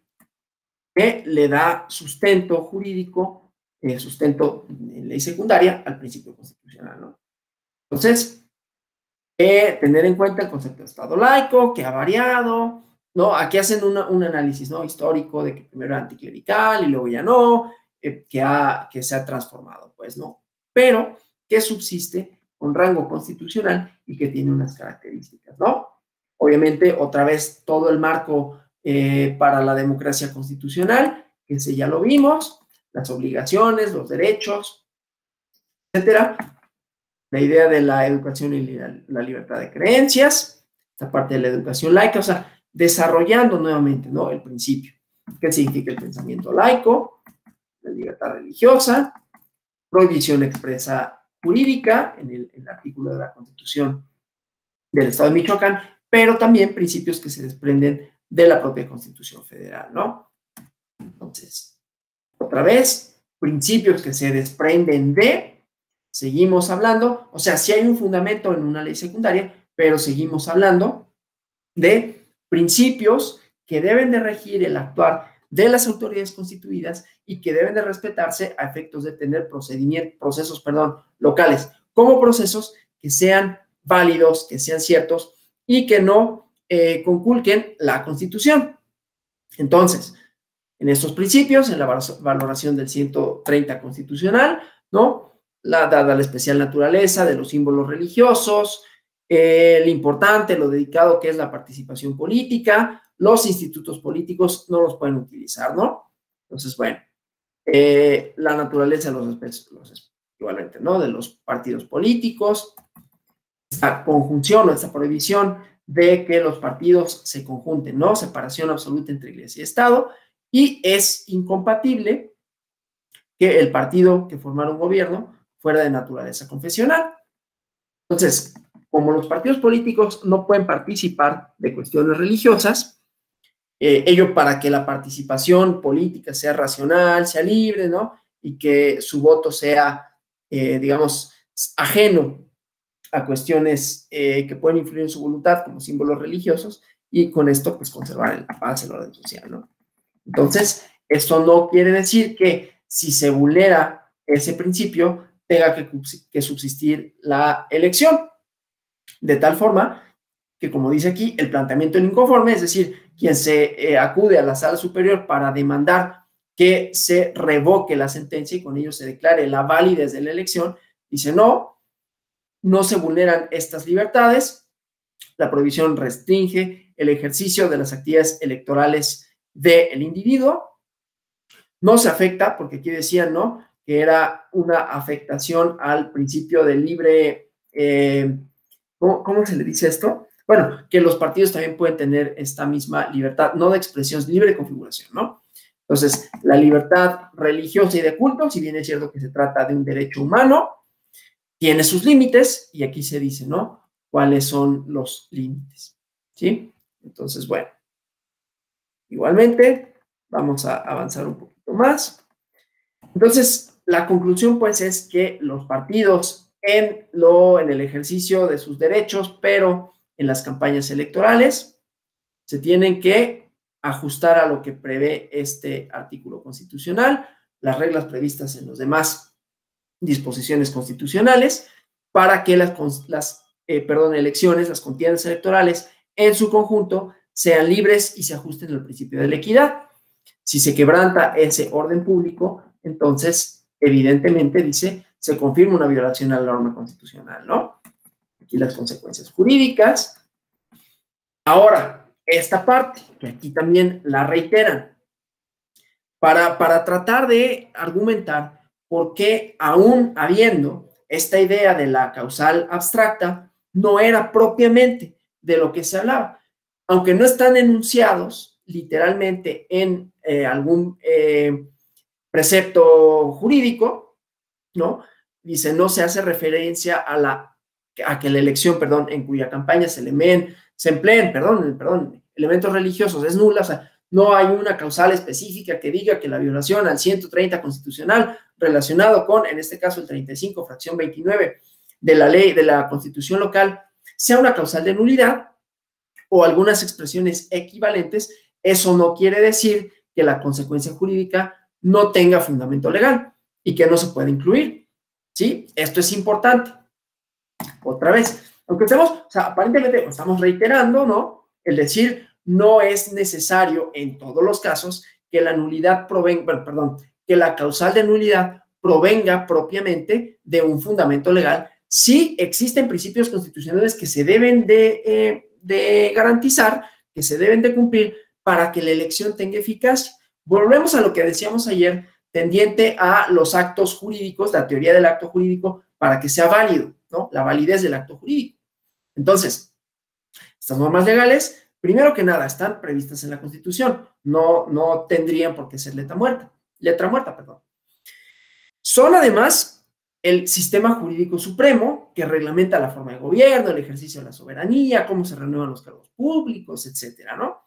Con esta finalidad, ¿no? O sea, aquí vamos viendo los principios organizativos del Estado y la teleología, ¿no? Lograr la coexistencia pacífica, ¿no? Que el gobierno conserve la paz pública, y entonces cómo se deben de designar a los cargos, a las personas que ejercen cargos de elección popular. También aquí se hace el análisis propio del Código Electoral de Michoacán, ¿sí? Y entonces, bueno, aquí van haciendo, ¿no?, igualmente una serie de precisiones con relación a las disposiciones legales, locales y federales, ¿no? Entonces, lo mismo, la importancia, ¿no?, ¿no? Dicen en el Código Electoral del Estado de Michoacán, dice, las disposiciones que se encuentran en el mismo son de observancia general, se reglamentan normas constitucionales, entre ellas las cuestiones relativas a la organización de las elecciones. Permítanme, perdí, ¿no? Que luego regreso aquí cuando me llegan algún mensaje ya les había dicho, ¿no? Para ver que todo esté en orden. Ok, no hay ningún problema.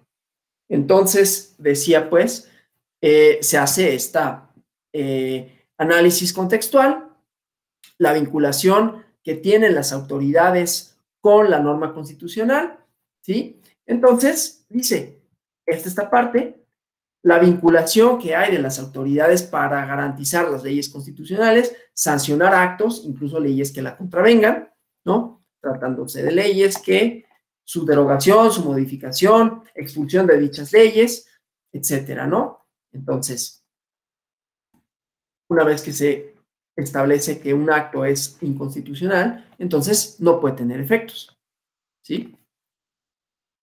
De tal forma que la conclusión que llega la sala es que el tribunal, cuando establece, ¿no?, que se realizaron campañas electorales en donde se utilizaron símbolos religiosos, cuestiones religiosas, hay una violación grave de la ley fundamental, ¿sí?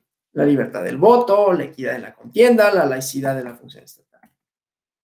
Y es que, dice, las leyes se pueden expresar de distinta forma, prohibitivas o que ciertas conductas no deben realizarse o no están permitidas, o pasivamente, ¿no? Que se establecen, que se realicen, que se autoricen por parte de las leyes, ¿no? Entonces, aquí igualmente, ¿no? Hace una clasificación, las normas prohibitivas, etcétera, ¿no? Entonces, bueno, dice el principio de definitividad no importa tanto. Y entonces, bueno, después hacen como una serie de análisis de otros agravios. Pero bueno, lo importante es que justamente se hace la valoración aquí previa de un principio constitucional conculcado y en donde, nuevamente, ¿no? O sea, ya que se establecen en la sentencia los principios, se argumenta que la Constitución política de los Estados Unidos mexicanos establece normas vigentes que tienen fuerza aplicativa, que cuando en una elección se violen estos mandamientos constitucionales, como el que se contiene en el 130 constitucional, no puede ser válida. Entonces, ahí viene, pues, decía, ¿no?, el desglose, que luego se va a afinar en las competencias del tribunal, que por un lado es declarar la nulidad de las elecciones, ¿no?, de acuerdo a las causas que prevé la ley, y declarar la invalidez de los comicios cuando se trate de violación a normas constitucionales, aun cuando no haya causales de nulidad expresas. Esta resolución fue votada por unanimidad, y bueno, tiene estas cuestiones, ¿no? Y estas características. Entonces, como vemos, hay un estudio específico de las razones de nulidad por propaganda religiosa, ¿no? Los agravios que se relacionan con las pruebas, ¿no? Y se establecen todas las características que tienen las mismas, ¿no? Se dice como el actor, cuando lleva a cabo las conductas, va adecuándolas a las prohibiciones relativas a los actos de propaganda, a los actos de propaganda o de proselitismo religioso en campaña electoral, y que ello debe de declararse la nulidad de la elección, ¿no? Esta doctrina de invalidez de la elección por violación a principios constitucionales se fue, digamos, asentando. En el expediente, ya nos va a pasar el expediente, ¿no? Pero en el expediente del recurso de revisión constitucional 148-2013, se decretó una nulidad de la elección a integrantes del ayuntamiento de no me acuerdo, en Miguel Hidalgo, en Tlaxcala, Acuamanala, en Tlaxcala. Y en esta resolución se revocó una sentencia que previamente había dictado la Sala Regional del Distrito Federal, entonces Distrito Federal, con la que se ordenó dejar sin efectos la sentencia dictada por la Sala del Tribunal Superior de Justicia de Tlaxcala. Bueno, de acuerdo con la sala superior, de acuerdo con la sentencia, se acreditó de manera suficiente, de manera fehaciente, que la autoridad administrativa local cometió actos violatorios a los principios constitucionales de certeza, ¿no? Que para la sala superior se encontraban, para efectos de esa sentencia, en los artículos 116 y 122 de la Constitución. Estas violaciones, básicamente, tenían que ver con el traslado indebido de paquetes electorales. Habrá quien esté familiarizado con el concepto de cadena de custodia, ¿no? Que significa, entre otras cosas, que los paquetes electorales, ¿no? Desde su salida de los consejos distritales hasta la llegada a las sedes en donde serán resguardados, tienen que mantenerse íntegros, ¿no? Una vez que terminan las votaciones, con las urnas ya que se hayan llenado, ya que se hayan, en todo caso, establecido los escritos de protesta, se hayan llenado las actas correspondientes, se forma este paquete electoral que, entre otras cosas, se compone de la urna misma que se sella y se firma, ¿no? Por parte de todas y todos los que estuvieron presentes. Se hace una bitácora igualmente, ¿no? Para su traslado, a dónde van a ir, quién los va a llevar y cuál es la ruta a seguir. Cuando llegan a la sede administrativa correspondiente, se hace nuevamente el inventario del estado que guardan los paquetes, cómo se encontraban, ¿no? Si tenían alguna ¿cómo se llama? Alguna señal de que pudieron haber sido violentados, ¿no? En sus sellos y en general cómo se encuentran. ¿En dónde van a ser depositados? Se depositan en la bodega correspondiente y esa bodega igualmente se sella, ¿no? En presencia de quién, y etcétera. Cuando hubiese algún recuento, se tiene que llegar nuevamente a esa bodega, se tiene que constatar que los sellos están intactos e igualmente se hace la relación del estado que guardan los paquetes, ¿no? Con respecto a los sellos, físicamente cómo se encuentran, porque como les dije ayer en un principio, ¿no? En las urnas, en los paquetes electorales, es la prueba fehaciente, la prueba idónea, en donde se demuestra el depósito de la voluntad ciudadana, de tal manera que un recuento que se acredite, digo, también hay causales, ¿no? Para pedir los recuentos, se tiene que acreditar, etcétera, pero cuando sea procedente, la idea del recuento es que ese medio probatorio sea eficaz, ¿sí? La idea de cadena de custodia proviene del derecho penal, significa cuidar los medios probatorios para que en el momento de que puedan ser valorados, no pierdan eficacia probatoria, que prueben lo que pretenden probar. ¿Cómo puedo probar que una votación tuvo determinada cuantía? Pues recontando. Si los paquetes están alterados, ya no hay certeza de que lo que contienen esos paquetes sea idéntico a lo que los ciudadanas y ciudadanos sufragaron. Entonces, bueno, esta consideración permitió que se declarara la invalidez por violación a principios constitucionales. Claro, en este caso se hizo de manera más precisa, primeramente porque se planteó el hecho violatorio de la norma constitucional, las violaciones sustanciales, el grado de afectación y las violaciones o irregularidades en los criterios cuantitativo y cualitativo. Les voy a proyectar otro expediente, este sí, que tiene, digamos que es más nuevo, que se refiere también a una elección de ayuntamiento, en donde se llevó a cabo también dicha valoración. Es en un caso de Monterrey, ¿no? Entonces vamos a verlo. También es violación a la cadena de custodia, lo vamos a ver de manera muy rápida, pero lo mismo, ¿no? Aquí los antecedentes. Me interesa sobre todo los criterios cualitativo y cuantitativo y la valoración de la gravedad, ¿no? Y cómo, o sea, esto es cómo se va reforzando. En la sentencia de Yurecuaro, posteriormente en la de Acapulco, lo que vemos es una interpretación, primero de los alcances del 99 constitucional, reformado en 2007.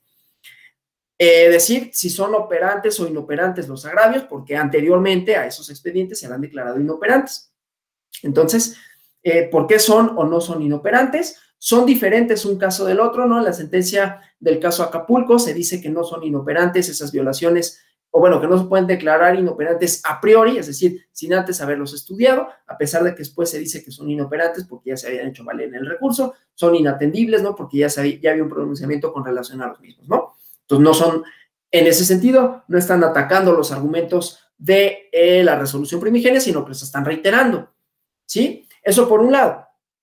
Por otro lado, como decía, la facultad del tribunal como tribunal constitucional, la importancia que tiene que los actos, que las elecciones, los actos que componen los procesos electorales se ajusten a la Constitución, y por otro lado, que las disposiciones constitucionales tienen plena vigencia, ¿sí?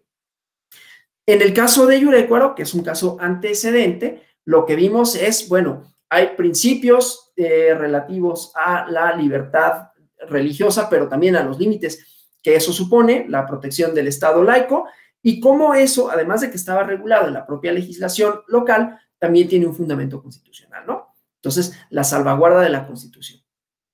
Y aquí lo que vemos ya es que esto se va refinando porque en el caso que les relataba primeramente, hubo una declaratoria de nulidad y aquí también. Y entonces aquí ya vamos viendo cómo jurisprudencialmente se va estableciendo ya claramente esa línea, ¿no? A partir de la declaración de invalidez, ¿no? La idea, otra vez, la diferenciación entre causales que están expresamente decretadas como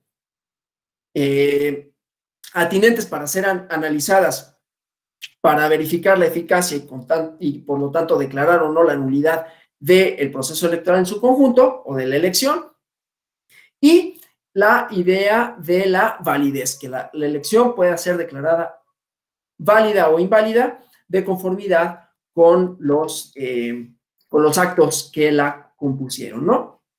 Entonces, bueno, aquí vemos esta serie de cuestiones procesales. Esto importa un poco menos. Solo quiero relatar un poco, o sea, solo quiero detenerme, perdón, un poco en los elementos que, porque ya, o sea, otra vez vamos a estar reiterando esta parte de la constitucionalidad, que ya no tiene caso. Solo quiero que vean cómo se valoran los principios en general y cómo se determina el criterio de determinancia, que es algo propiamente importante en el robustecimiento de esta causal de nulidad por violación a principios constitucionales o de invalidez, para decirlo de manera más técnicamente más correcta, ¿no? Aunque los efectos sean los mismos. Entonces, bueno, aquí hay circunstancias relativas a la procedencia del juicio, insisto, cuestiones procesales que para efectos de esto vamos a brincárnoslos. Vamos a ver algunas de las violaciones más importantes. Aquí están, ¿no? Insisto, relativos a la cadena de custodia, al traslado y al resguardo de los paquetes electorales.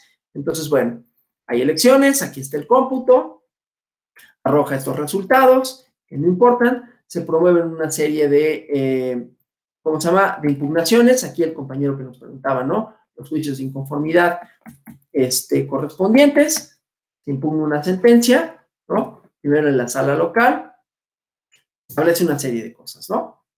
Entonces, bueno, aquí la controversia dice, pretende que se cambie el ganador o se declare la nulidad por violación a principios constitucionales. Esto ya está como establecido propiamente, ¿no? Entonces, bueno, hay una cadena de certeza en la cadena impugnativa por parte de las autoridades demandadas. Aquí está la sentencia. Algunas de las violaciones, esta, ¿no? Irregularidades en el traslado y resguardo de la custodia de los paquetes electorales. Todos estos son antecedentes, ¿no? Ahorita vamos a ver específicamente cuando hagan el análisis, porque estos son como todo lo que aducen, ¿no? Que es importante para efectos de cuestiones numéricas que pueden significar que hay una diferencia entre los resultados y la voluntad ciudadana, pero ahorita los vamos viendo, ¿no? Aquí está la sentencia de la sala regional. ¿Cuáles son los argumentos por los cuales sostiene que la elección es legal? ¿Sí? Y bueno, entonces vámonos más rápido. Insisto, a mí me interesa, bueno, esta parte. Ok, entonces, este argumento primero, la idea de no compartir el criterio, esta idea de los paquetes electorales y su vinculación de ellos a la seguridad y a la certeza jurídica. Claro, en este caso hay que tener un elemento adicional en mente. Ahorita lo vamos a ver, pero lo adelanto. Una violación a un paquete electoral, o a 10 o a 50, puede ser determinante dependiendo del resultado de la elección, ¿sí? Por eso es que se valoran un montón de cosas y entonces el criterio de determinancia, ahorita vamos a ver en qué consiste, se establece caso por caso. Cuando la diferencia entre un contrincante y otro, para hablar de los paquetes electorales, de 1 o de 10, ¿cómo voy a saber? Ok, una violación a un paquete electoral es grave. Bueno, en principio, pues sí, porque se altera lo que en ese documento se contiene, en esa prueba se contiene, y ya no es posible saber si ahí hay o no una alteración de la voluntad ciudadana, si es fiel reflejo o no de lo que los ciudadanas y ciudadanos expresaron en las urnas. Pero ¿qué pasa si vamos a suponer que ese paquete, de todos los paquetes electorales, hay uno violentado y contiene, por decir una cantidad, 300 votos? Y la elección se resolvió por 30,000. Cuantitativamente es irrelevante, ¿no? Ahora, si esa misma elección, en vez de resolverse por 30,000, se resolvió por 50, ese paquete es determinante, ¿sí? Eso nada más para decir cuál es el criterio para, pues tiene que ver con muchas razones. En este caso específico, estamos hablando de paquetes electorales numéricos, pues también tiene que depender de que la diferencia sea lo suficientemente considerable para que los paquetes podrían arrojar un resultado distinto y que ya no tenemos certeza. O sea, si estos paquetes fueran violentados, entonces ya no podemos saber que los votos depositados ahí reflejan fielmente lo que se dijo en las urnas y entonces no se puede constituir la autoridad. Entonces, bueno, aquí hay una serie de violaciones, ¿no? Falta de seguridad jurídica, ¿sí? Todo lo relativo a los mecanismos de protección de la cadena de custodia, y entonces eso, no hay certeza de cuándo se recibieron, quiénes entregaron los paquetes, quiénes realizaron esa entrega, ¿sí? Todo este conjunto de violaciones, ¿no? Entonces, ¿qué se acreditó? ¿Cuáles fueron las irregularidades? Hubo 28 paquetes electorales que no se entregaron a la autoridad electoral. Y aquí ya va diciendo, ¿no? Inclusive, ¿cuál es la gravedad de esta situación? La entrega de los paquetes supone esto, ¿no? Y este desequilibrio, bueno, son anomalías. 69 paquetes que no se encontraban dentro de las bodegas cuando se cerró la bodega para resguardarlos, ¿sí? Entonces, lo mismo, ¿cuál es la legislación? ¿Cuáles son las omisiones? Igualmente, la valoración de la afectación sustancial. Dice, pues, si no se tiene certeza sobre la ubicación de estos paquetes, la votación puede variar a partir del número de los votos que ahí se contengan, ¿sí? Cómputo erróneo de las casillas, ¿no? Igualmente, 27 que no fueron capturadas porque ningún partido presentó su copia. O sea, una serie de actos sumados que en su conjunto pues, nos van a arrojar que no se puede saber cuál es el resultado fehaciente de la elección, ¿sí? Obviamente, cuestiones relativas al resguardo de los paquetes, ¿sí? Entonces, esto, ¿no? No había elementos fundamentales para conocer con certeza y seguridad los resultados. Otro tipo de anomalías, se remitieron paquetes a otros lugares. Entonces, hay una situación extraordinaria independientemente de la elección, ¿no? No hay certeza de funcionarios, o sea, todas estas irregularidades. Esto es lo importante. El marco normativo del sistema de nulidades, y ya lo sabemos, ¿no? Todo lo relativo a principios, ¿sí? Principios que se van conteniendo en artículos constitucionales y que van significando a la democracia procedimental por lo menos, ¿no? Esta idea de las elecciones democráticas, libres, auténticas, ¿no? Que esto también supone que los actos, que las autoridades tienen esta facultad de reconocer cuando estemos ante irregularidades graves, ¿no? Porque son contrarias a la Constitución, porque pueden afectar en forma grave y determinante los procesos electorales, ¿no? ¿Cuáles son estas? O sea, ¿cuáles son los elementos para declarar? Aquí vemos, ¿no? La invalidez, que haya hechos violatorios de la Constitución, que sean sustanciales o irregulares, el grado de afectación y que son cualitativa y cuantitativamente determinantes, que es lo que me interesa sobre todo, ¿no? Determinantes. Entonces, se considera, como dice aquí, el contexto, las circunstancias en que ocurren los hechos, se señalan las irregularidades, no cualquier cosa quiere decir que ya por sí misma va a invalidar actos jurídicos celebrados válidamente. Recuerden, ayer hicimos, ¿no?, la referencia de la conservación de los actos electorales, el principio de conservación de los actos electorales, por todo lo que significan. Entonces, no cualquier cosa va a implicar la nulidad. Se tiene que valorar en su conjunto y se tiene que determinar en un grado de probabilidad alto que esas irregularidades hayan conculcado principios que no permitan conocer el resultado de la elección o que hayan intervenido de manera indebida en el ánimo del votante, como puede ser la separación iglesia-estado, ¿no? La iglesia con una raigambre específica, que puede suponer una coacción para los y las personas, para la ciudadanía, el hecho de que un candidato primero haya realizado actos que están prohibidos dentro de lo que pueden realizar las agrupaciones políticas y que se haya manifestado como cercano a una religión determinada cuando eso puede influir en el ánimo del votante y que además conculca un precepto constitucional básico con un desarrollo histórico específico que es la separación iglesia-estado. Y que eso podría suponer que el ejercicio de su encargo no estuviera libre de esa parte, ¿no? Entonces, bueno, toda esa serie de elementos. Aquí, igualmente, todas las violaciones que se analizaron, porque sí dice, los actos celebrados válidamente, las violaciones pueden ser accesorias, eventuales, intrascendentes, ¿no? Entonces, no cualquier cosa declara la invalidez de una elección, ¿no? La invalidez, perdón, de una elección, porque esto también, declararla inválida, afecta a al propio proceso, a la propia voluntad ciudadana, ¿no? Entonces, la invalidez de una elección no son solo facultades, como dice aquí, ¿no? ¿Y cuáles son esas facultades? Toda la cuestión relativa a el marco convencional, ¿sí? La eficacia de los derechos políticos, etcétera, ¿no? Entonces, bueno, las elecciones y los votos auténticos, igualmente, o sea, todo este desarrollo, y estas son las irregularidades, que ya vimos cuáles son, que en total suman 172 casillas, ¿no?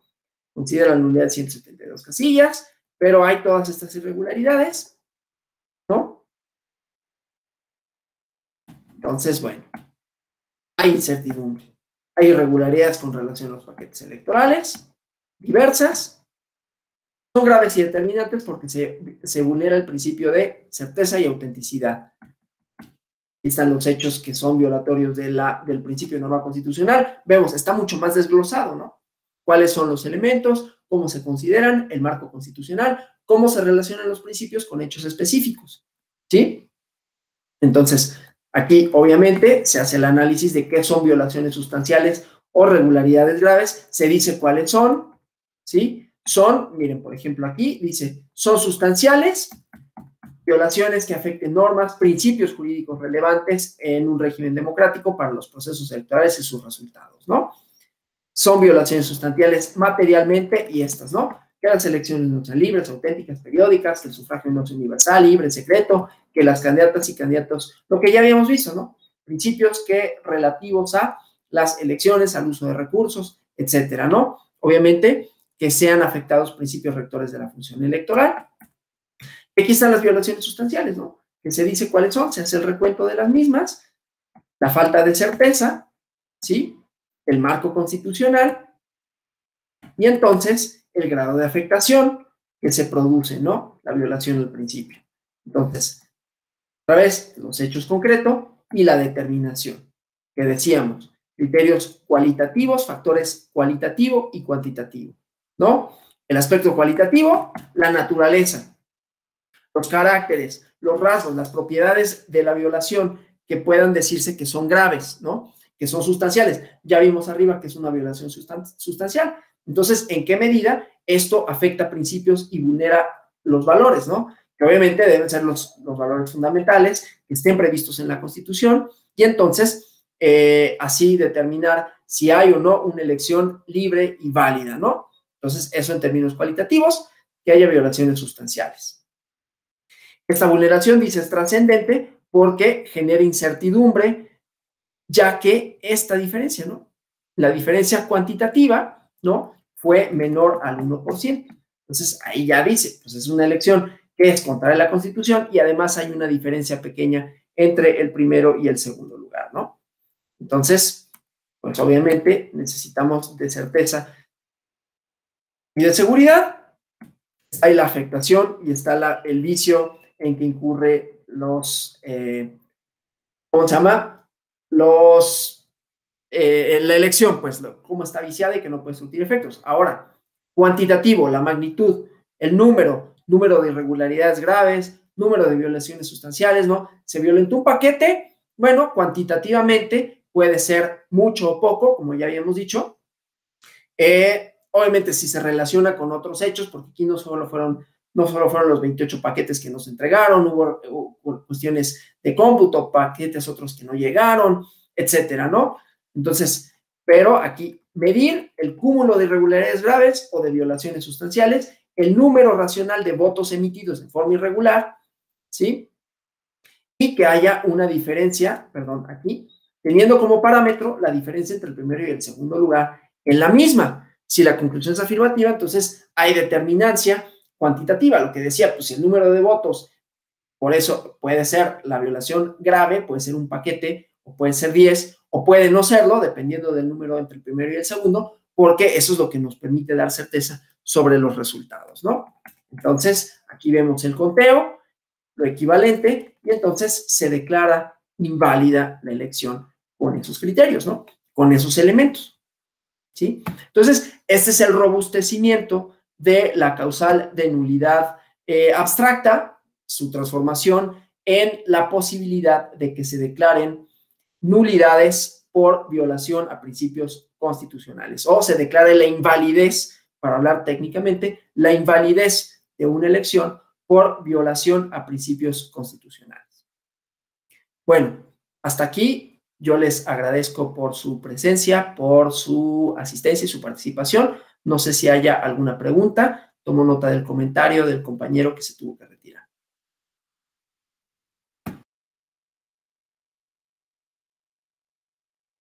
Bueno, entonces espero que haya quedado claro, ¿no? Tanto la idea de lo taxativo, el desarrollo, ¿no? Tanto de la línea jurisprudencial de la declaración de invalidez por violación a principios constitucionales, su génesis en la causal de nulidad abstracta, la idea de cómo superar entonces y cómo se ha superado, la idea de lo taxativo, los problemas de los sistemas taxativos, ¿no? Y las distintas interpretaciones que se hicieron al respecto del 99 constitucional, cómo esto refuerza la posición de la o el juzgador constitucional, las obligaciones que tienen propiamente también todas las autoridades de ceñirse al marco legal, al marco constitucional, las implicaciones jurídico-constitucionales que tendría pensar que un acto que pudiera resultar violatorio de la Constitución subsistiera por deficiencia normativa, ¿no? O sea, tendría que seguir surtiendo efectos, no obstante ser violatorio de la Constitución por no estar ligado a un precepto de una ley secundaria, y la parte procesal relativa a lo inoperante de los agravios y cómo la sentencia de Acapulco logró decir, es que eso también no tendría que ser declarado a priori, sino estudiarse derivado de los principios que se deben de cuidar y que rigen la validez de la elección, ¿no? Bueno, pues muchas gracias por su atención otra vez, por su presencia, y nos vemos la próxima en algún otro diplomado, en alguna otra actividad de la Escuela Judicial Electoral. Que tengan feliz fin de semana y hasta la próxima. Gracias. Gracias, doctor. Buen día a todos. Igualmente, buen fin de semana.